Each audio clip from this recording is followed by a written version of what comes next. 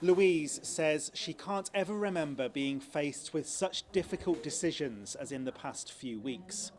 A grandma who looks after her daughter's two young children, she says the cost of living crisis is forcing her to question almost every aspect of her life.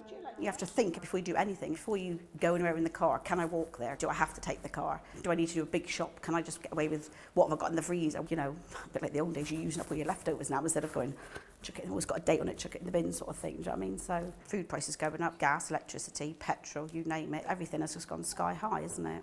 We've reported many times before on food banks, those community-run centres handing out free parcels to those most in need. But this is something slightly different.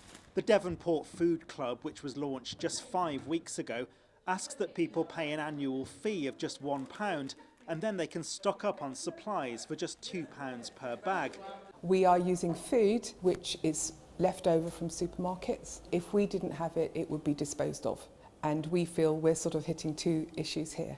It's helping people, but also looking after the environment. We find families who've been struggling, they discover that their benefits are not enough really to support themselves and the price of food has gone up a lot. We try and look after them as people so they can have a cup of coffee and a chat, because there's also the issue of isolation that we try and address as well. Take care. Thank you. See you next time. Bye. According to the latest census, Devonport is one of the poorest areas of Plymouth. An estimated 32% of children live in low-income families. The average life expectancy is lower than the rest of the city. And as of 2020, more people here were claiming universal credit than any of Plymouth's other 38 neighbourhoods. I think it takes courage to walk through the door, and it takes courage to say, I need help. We try and make it as easy as possible for people to come. And the families we're now supporting have come several times. It's just, this is what they do on a Wednesday morning. And so that enables them to relax when they're asking for help. And we are also able to find out if they've got any other needs and offer help where we can. Perhaps a few years ago, this sort of facility wouldn't have been needed.